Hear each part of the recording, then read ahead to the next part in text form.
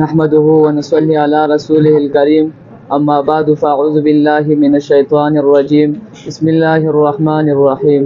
قال الله تبارك وتعالى في القرآن المجيد والفرقان الحميد وإذا القبور بعثرت وقال النبي صلى الله عليه وسلم القبر إما روضة من رياض الجنة أو حفرة من حفر النار أو كما قال عليه الصلاة والسلام إن الله وملائكته يصلون على النبي يا أيها الذين آمنوا صلوا عليه وسلموا تسليما. عزتمندو یو څو خبره د کول غواړم هغه د یو زندګۍ په باره کې چې الله تعالی انسان د یو درې زندګۍ مهیا کړي. اول هغه زندګۍ ده چې هغه ته عالم دنیا وای د دنیا زندګۍ. دویمه زندگی په انسان باندې راتلونکې ده هغې نه بعد د دنیا د زندګۍ نه چې هغې ته عالم برزخ وای. او دریمه زندگی عالم آخرت ده. نو عزتمندو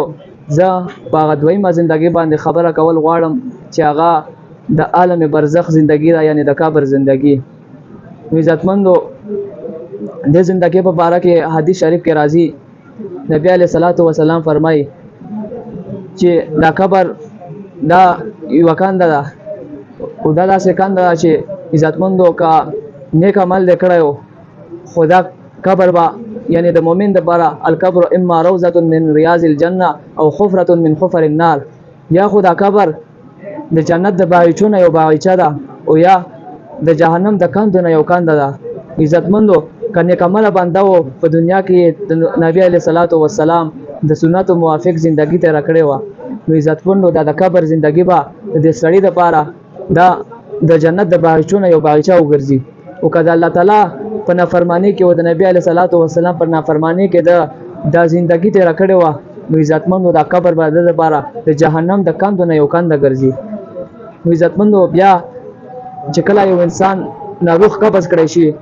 او کله د زندګۍ طرف ته لاړ شي، نو الله تعالی په د انسان لا چې کله په قبر کې کېښودلی شي دله دوه فرشتې راځي، دنه تپوس کوي چې من ربک، ستا رب څوک دی، ومن نبیک، او ستا نبی څوک دی، وما دینک، او ستا دین څه شی دی. نو عزتمندو که دا انسان یو نیک عمله انسان و او په دنیا کې زندگی د الله تعالی د دین موافق او د نبی علیه الصلاة والسلام د طریقې موافق زندگی تېره کړې وه، نو الله تعالی به یې په دې سوال او جواب کې کامیاب کړي. نو چې کله د مؤمن بنده نه تپوس وکړی شي چې من ربک، نو ستا رب څوک دی، نو دی به په دې جواب کې ورته وفرمایي چې ربي الله، زما رب الله تعالی دی. او بیا به دویم سوال ته نه وکړی شي چې من نبیک، ستا نبی څوک دی، نو یا خو باید د نبی علیه الصلاة والسلام بعضې روایتو کې راځي چې نبی علیه الصلاة والسلام دا شکل به دته یا به نبی علیه الصلاة والسلام دا شکل به دته مخامخ کړی شي، نو ورته ووایي چې دا د سړي په باره کې ته څه وایې، نو هغه به ورته وایي چې دا زما نبی دی او دا زموږ پیغمبر دی. نو دې جواب کې به هم کامیاب شي. بیا به ورته وفرمایي چې ما دین وکړه، ستا دین څه شی و، په کوم دین باندې زندگی تېره کړې وه، هغه به ورته وایي چې دین الاسلام، زما دین اسلام و. نو عزتمندو دا انسان ته به بیا چې کله د جوابونو کې د کامیاب شي، نو دته به د قبر کې یو کړکۍ د جنت نه راکولاو کړی شي چې د هغه ته به په دې کړکۍ باندې د جنت خوشبویي راځي او د زندګي به بهترینې تر قیامته پورې به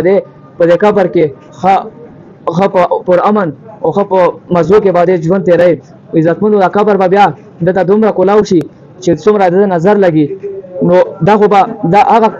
انسان په باره کې د هغه مسلمان په باره کې چې د نبی علیه الصلاة والسلام د طریقې موافق په دنیا کې زندگی تېره کړې وي او د الله تعالی او د نبي نافرماني یې نه وي کړې. دویم هغه انسان چې کله د هغه د الله تعالی نافرماني کړې وي، د نبی علیه الصلاة والسلام نافرماني یې کړې وي او د الله تعالی او د نبي په دین باندې دا عمل نه وي کړی، نو هغه انسان نه چې دا درې تپوسونه وکړی شي، نو په قبر کې دنه به هم دا درې تپوسونه کېږي چې من ربک، ستا رب څوک دی، هغه به ورته وایي ها لا ادري، زه خو نه پوهېږم. بیا به بل تپوس ته وکړی شي چې